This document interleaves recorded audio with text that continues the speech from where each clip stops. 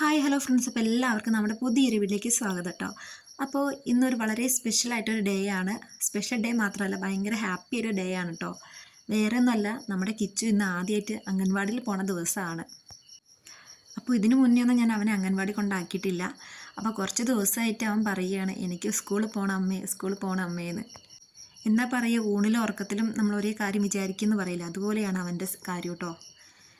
Full time സ്കൂളിൽ പോകണം എന്നൊരു വാക്ക് മാത്രമേ അവൻ പറയുന്നുള്ളൂ. അപ്പോൾ രാവിലെ തന്നെ വേഗം ഭക്ഷണമൊക്കെ കഴിച്ച് കുളിയൊക്കെ കഴിഞ്ഞ് നല്ല സുന്ദരനാവുന്നുണ്ട്. സ്കൂളിൽ പോകുന്നതിൻ്റെ സന്തോഷം കാരണമാണ് എല്ലാത്തിനും അവൻ പെട്ടെന്ന് നിന്ന് തരുന്നുണ്ട്. എന്താ പറയുക, ഭയങ്കര സന്തോഷം നിറഞ്ഞൊരു ദിവസമാണ്. കണ്ടില്ലേ, ഇവൻ്റെ മുഖത്തിലെ ഈ ഹാപ്പിനെസ്സാണ് നമുക്ക് എപ്പോഴും കാണാൻ ഞങ്ങൾ ആഗ്രഹിക്കുന്നത്. ഈ ഒരു സന്തോഷം കാണാൻ വേണ്ടി നമ്മൾ എന്ത് വേണമെങ്കിലും ചെയ്യും കേട്ടോ. പിന്നെ എന്താ പറയുക, സന്തോഷം മാത്രമല്ല, ഭയങ്കര സങ്കടമുണ്ട്. വേറൊന്നുമല്ല, ഇത്രയും കാലം എന്ന് പറഞ്ഞാൽ അവൻ നമ്മുടെ അടുത്തുണ്ട്. അതുമല്ല, എന്താ പറയുക, അവൻ പെട്ടെന്ന് വലുതായ പോലെ ഒരു ഫീലിംഗ് ഒക്കെ എനിക്ക് തോന്നുക.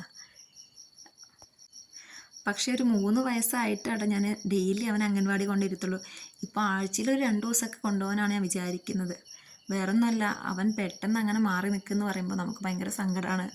പിന്നെ വേറൊന്നുമല്ല, ഒരുപാട് ദൂരം ഉണ്ട് കേട്ടോ ഇപ്പം അംഗൻവാടിയിലോട്ട്.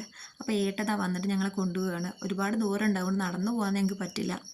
പിന്നെ കുഞ്ഞ് ബാഗ് തൂക്കിയിട്ടാട്ടോ ആൾ പോകുന്നത്.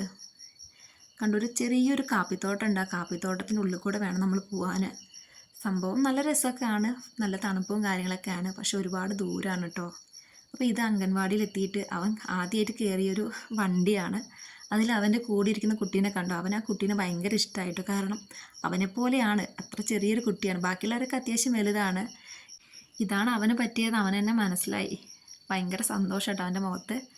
പിന്നെ അതാ കുറച്ച് ടോയ്സും കാര്യങ്ങളൊക്കെ ഉണ്ട്, അതൊക്കെ എടുത്ത് അവരോട് ഇരുന്ന് കളിക്കുന്നുണ്ട്.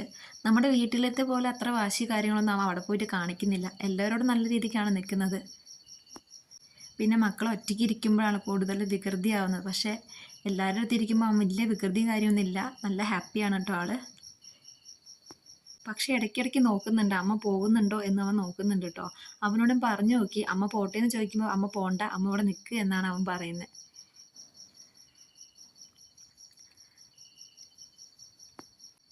പിന്നെ കളിയെല്ലാം കഴിഞ്ഞപ്പോൾ പിന്നെ അവർ ഭക്ഷണം കഴിച്ചു. അവരുടെ കൂടെ ഇരുന്നിട്ട് അവനൊന്നും കുറേ ഭക്ഷണമൊക്കെ കഴിച്ചു കേട്ടോ. ഭയങ്കര സന്തോഷം അതൊക്കെ കാണുമ്പോൾ.